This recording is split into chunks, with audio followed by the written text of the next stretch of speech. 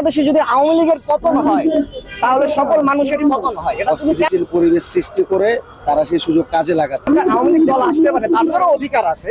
আওয়ামী লীগ আসবে বা আওয়ামী লীগ কামব্যাক করার একটা সুযোগ তৈরি হচ্ছে বা তারা চাচ্ছে এরকম কিছু একটা করার জন্য বা দেশে একটা অস্থিতিশীল পরিবেশ সৃষ্টি করে তারা সেই সুযোগ কাজে লাগাতে।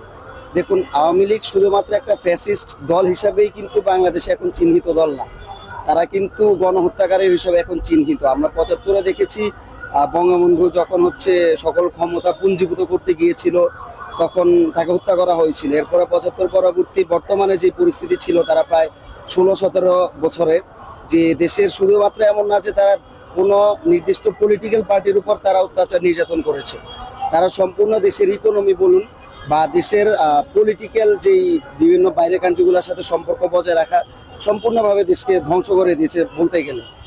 তাদের কোনো ফরেন স্ট্র্যাটেজিও ছিল না। এখন আওয়ামী লীগ যদি চেষ্টা করে ফিরে আসার জন্য, কোনো আলাদা পলিটিক্যাল পার্টি একাই তাদের বিরুদ্ধে দাঁড়াবে না। সাধারণ জনগণ, আমরা যারা নন পলিটিক্যাল ভিউ আমরা ভিউতে দেখি, তারাও কিন্তু দেখেছি তারা কিভাবে আমাদের যারা আমরা ছাত্র জনতার অভ্যুত্থানে আমাদের সমবয়সী, ইভেন আমার নিজের সামনে অনেকে মারা হয়েছে।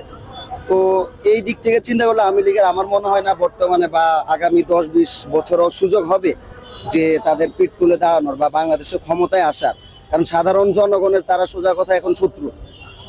যারা পলিটিক্যাল ভিউ থেকে দেখে বা নন পলিটিক্যাল ভিউ থেকে দেখে, সব দিক থেকে বিবেচনা করলে আওয়ামী লীগের কোনো সুযোগ নেই উঠে আসার। আমরা দেখেছি আওয়ামী লীগ বিভিন্ন সময় বর্তমানে কর্মসূচি দিচ্ছে, তাদের কর্মসূচিতে কিন্তু ১০০ জন আসছে না।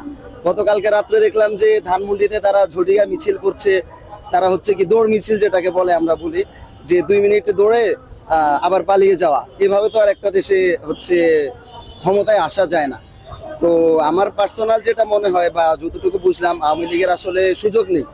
অদূর ভবিষ্যতে আছে কিনা সেটা জানি না, বাট আগামী ১০-২০ বছরও তাদের সুযোগ নেই বাংলাদেশে ক্ষমতায় আসা বা কোনো বড় একটা পলিটিক্যাল পার্টি হিসাবে নিজেদের পজিশন হোল্ড করা। একটি আওয়ামী লীগ একটি শুধু সংগঠন না, ইতিহাসের সাথে জড়িত একটা সংগঠন। এখন আওয়ামী লীগ কামব্যাক করবে কিনা এটা সিদ্ধান্ত নেবে জনগণ। কারণ ছাত্র অভ্যুত্থানের ফলে যে একটা গণ অভ্যুত্থান হয়েছে, গণ অভ্যুত্থানের ফলে আমরা শেখ হাসিনা সরকারকে পতন করাইছি। করানোর পরবর্তী সময়ে আমরা ছাত্র সমাজ একটি দেশ চালানোর জন্য একটা ইউনূস সাহেবকে বসাইছি। এখন আওয়ামী লীগ কামব্যাক করবে কিনা সেটা জনগণের উপর নির্ভর করে।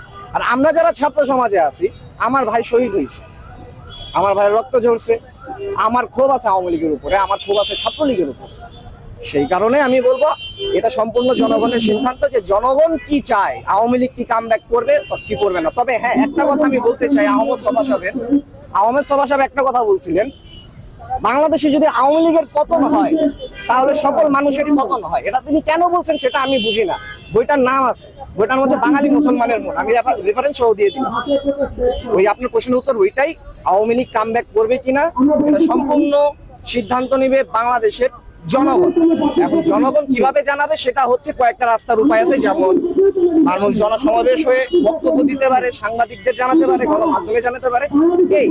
তবে আমরা যারা ছাত্র সমাজ আছি, আমাদের যে শিক্ষা ব্যবস্থার যে ধ্বংসযজ্ঞ চলতেছে ২০১৮ সাল থেকে, করোনা পরবর্তীকালীন সময় এবং করোনার আগেও যে শিক্ষা কমিশন গঠন করে যে শিক্ষা ব্যবস্থা প্রণয়ন করেছে আওয়ামী লীগ সরকার, যে ব্যবস্থা এখনো চলতেছে আমাদের শিক্ষা ব্যবস্থা, সেশন জট বলেন, ছাত্রদের ইত্যাদি ইত্যাদি।